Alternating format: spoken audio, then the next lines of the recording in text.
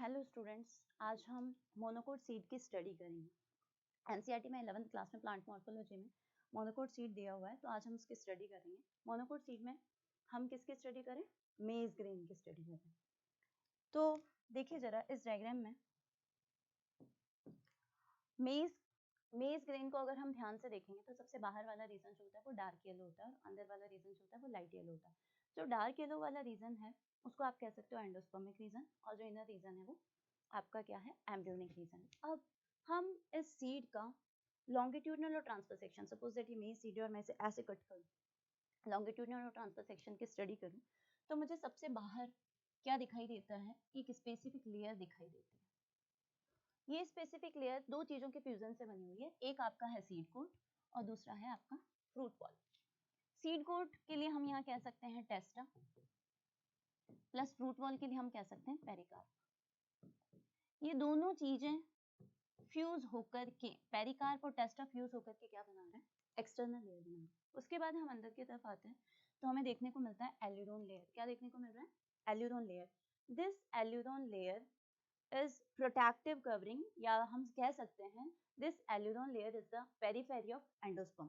Actually जब हम मेज ग्रेन के सीड की स्टडी करते हैं तो दो पार्ट होते हैं। This part is endospermic part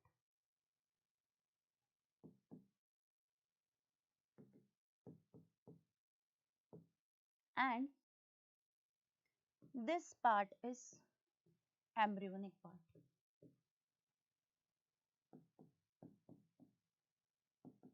This part is embryonic part. तो जैसे ही हम एल्यूरोन लेयर से अंदर की तरफ जाते हैं तो हमें दिखाई दिया endosperm. What is endosperm? Endosperm is the result of double fertilisation. Double fertilisation जब हम देखते हैं कि डबल फर्टिलाइजेशन में जब सेकंड टाइम फर्टिलाइजेशन होता है तो second male gamete polar nuclei या प्राइमरी एंडोस्पर्म न्यूक्लियस को वहां पे लाइक पोलर न्यूक्लियाई को फ्यूज करता है, और फ्यूज होने के बाद वहां जो स्ट्रक्चर बनती है उसे हम क्या कह देते हैं कि आपका एंडोस्पर्म बन गया। तो पोलर न्यूक्लियाई और सेकंड मेल गैमेट के फ्यूजन से बना, दैट्स व्हाई हम कह रहे हैं एंडोस्पर्म आपका एक ट्रिप्लॉइड स्ट्रक्चर है और it is a nutritive tissue.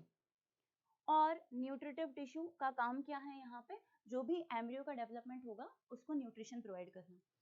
क्योंकि अभी भी मैंने आपको बताया कि ये aleurone layer periphery of endosperm consider की जाती है, पेरीफेरी ऑफ एंडोस्पर्म कंसीडर की जाती है। दैट्स व्हाई आपका एल्यूरोन भी कैसा होता है? ट्रिप्लॉइड होता है। फिर हम नीचे की तरफ आते हैं तो आपको दिखाई देता है नैरो रीजन जो है मेज सीड का, वो आपका क्या है? वो आपका एम्ब्रियोनिक रीजन है। इस पार्ट में हमें ये जो रीजन दिखाई दे रहा है, this is the embryo axis. What is this? Embryo axis. Embryo axis का नीचे वाला जो पार्ट है जो कि सीड का नैरो एंड है, वहां पे आपको एक स्ट्रक्चर दिखाई देगी, रेडिकल। क्या दिखाई देगा? Radicle. Radicle is the structure which is responsible for the formation of root. किसके फॉर्मेशन के लिए रेस्पॉन्सिबल है रेडिकल?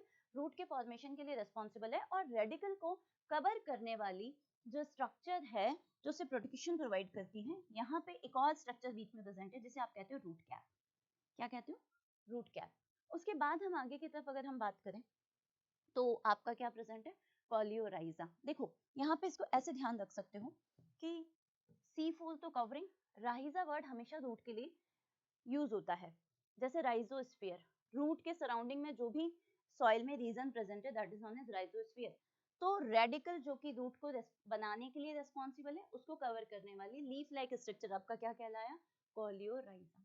इसी एम्ब्रियो एक्सिस में आप ऊपर की तरफ देखेंगे जो थोड़ा ब्रॉड पार्ट है वो है plumule. Plumule is responsible for the formation of shoot, that's why हम इसे फ्यूचर शूट भी कहते हैं। इस प्लूम्यूल को कवर करने वाली लीफ लाइक स्ट्रक्चर जो मेम्ब्रेनस स्ट्रक्चर प्रेजेंट होती है उसे आप क्या कहते हैं? उसे आप कहते हैं कोलियोप्टाइल। यहाँ पे C4 कवरिंग बात ध्यान रख सकते हो और P4 प्लूम्यूल ध्यान रख सकते हो। तो प्लूम्यूल की जो कवरिंग है वो क्या है? कोलियोप्टाइल। उसके बाद ऊपर की तरफ आए, एक वर्ड लिखा हुआ है स्कूटेलम। तो हम इस बात का ध्यान रखें, मोनोकोट्स में आपको मोनोकोट वर्ड कहाँ से आया? मोनोकोटिलेडन। तो जो मोनोकोट्स का सिंगल कोटिलेडन है उसे आप क्या कहते हो? स्कूटेलम। उसे आप क्या कहते हो? स्कूटेलम। तो यहाँ पे जब मेज के सीड का आप ट्रांसफर सेक्शन और लॉन्गिट्यूडनल सेक्शन देखेंगे तो आपको ये सब दिखाई देगा, आपका एंडोस्पर्मिक रीजन और एम्ब्रियोनिक रीजन। अभी जो भी हमने पढ़ा उससे रिलेटेड एक इक्वेशन सॉल्व करते हैं. Let's see. एक क्वेश्चन में क्या मेंशन है?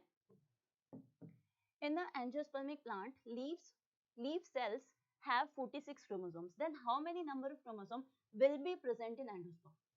Like 23, 46, 11.5 या 69? See, अभी भी आपको बताया, पूछ किसके बारे में रहा है? एंडोस्पर्म में.